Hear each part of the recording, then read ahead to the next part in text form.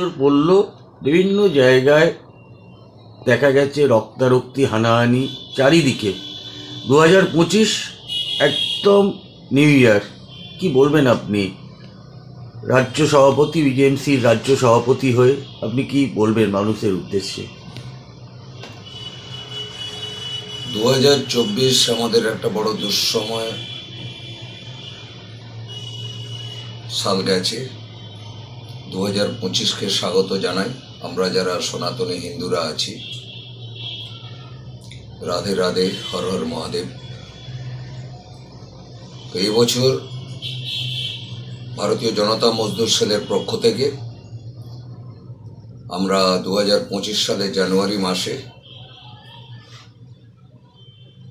সমস্ত ভারতীয় জনতা মজদুর সেলের কর্মকর্তা, সহযোদ্ধা যারা আছে, সবাইকে নতুন বছর, ইংরেজি বছরের শুভেচ্ছা জানাই এবং সারা পশ্চিমবঙ্গবাসীকে ভারতীয় জনতা মজদুর সেলের পক্ষ থেকে শুভেচ্ছা এবং অভিনন্দন। আগামী 2025 সাল আমাদের কাছে ভীষণ একটা ক্রুশিয়াল পিরিয়ড। আমরা যারা শ্রমিক সংগঠন করি, আগামী দিনের শ্রমিকের স্বার্থে, শ্রমিকের পরিবারের স্বার্থে আমাদের লড়াই বা আমাদের যে আন্দোলন, সেটাকে আরও ঊর্ধ্বমুখী এবং জোরদার আন্দোলন করার প্রচেষ্টা চালাচ্ছি। আগামী 7 তারিখে আমার কোর কমিটির মিটিং আছে। সেই মিটিংয়ে আমি সমস্ত স্টেট পদাধিকারীদেরকে উপস্থিত হওয়ার কথা জানিয়েছি। আগামী যে চিন্তাধারা আমরা নিতে যাচ্ছি তাতে সকলের সহমত যদি থাকে, তাহলে আমাদের ভারতীয় জনতা মজদুর সেলের আন্দোলন একটা ব্যাপক আকারে নিতে পারে।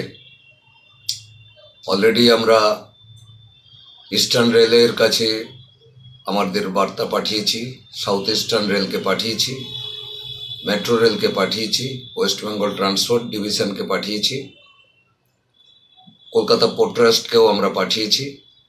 এরপর পরবর্তী পদক্ষেপ আমরা যেসব রাজ্য সরকার এবং কেন্দ্রীয় সরকারের সংস্থাগুলি আছে, তাদের অসংগঠিত কর্মচারীদের বা ওয়ার্কার্সদের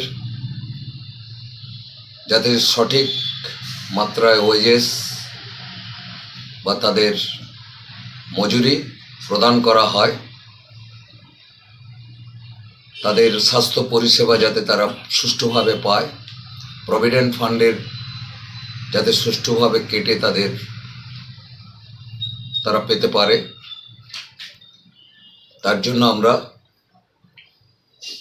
আগামী 11 তারিখের মধ্যে স্টেট লেবার কমিশনের কাছে একটা র্যালির আয়োজন করেছি, যাতে আমাদের দাবি থাকবে যে রাজ্য সরকার প্রভিডেন্ট ফান্ড, ইএসআই এবং তাদের মজুরি 2025 সালে যেন নতুন করে তাদের সম্পন্ন করে বা শ্রমিকরা যাতে বেনিফিট পায়, তার যাতে সুরাহা হয়, সেই ব্যবস্থা করার জন্য রাজ্য সরকারের কাছে আমাদের ডেপুটেশন থাকবে এবং সেটা আন্দোলনের দ্বারাই আমরা করব। আগামী চিন্তাধারা আমরা নিয়েছি রাজ্য সরকারের সমস্ত জায়গায় আমরা আস্তে আস্তে করে শ্রমিকদের স্বার্থে এই আন্দোলনটাকে গড়ে তুলব এবং কেন্দ্রীয় সংস্থা যেগুলি আছে আমাদের পশ্চিমবাংলায়, সেগুলিতেও আমরা অলরেডি সমস্ত চিঠিপত্র পাঠিয়েছি। অলরেডি আমাদের ইন্টিমেশন দেওয়া হয়ে গেছে ফারাক্কা এনটিপিসিকে। এইচআর আমাকে মেল পাঠিয়েছেন। সেই মেলের পরিপ্রেক্ষিতে উনি যেদিন জিএম এর সঙ্গে আমার ডেট কনফার্ম করবে, আমরা উপস্থিত হব কয়েকজন প্রতিনিধি। সরাসরি ওনার সঙ্গে কথা বলে শ্রমিকদের যাতে ওখানে সুরাহা হয় তার ব্যবস্থা করব।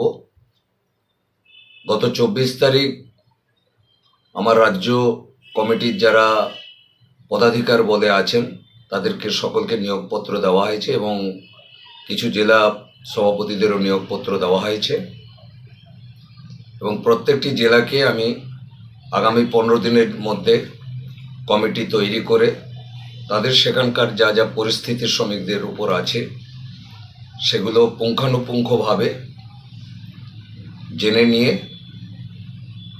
রাজ্য সরকারের কাছে আমরা আবেদন জানাবো। চিফ সেক্রেটারি এবং chief labour commissioner, state labour commissioner এবং প্রিন্সিপাল সেক্রেটারি অফ লেবার সকলকেই আমরা চিঠি দেব।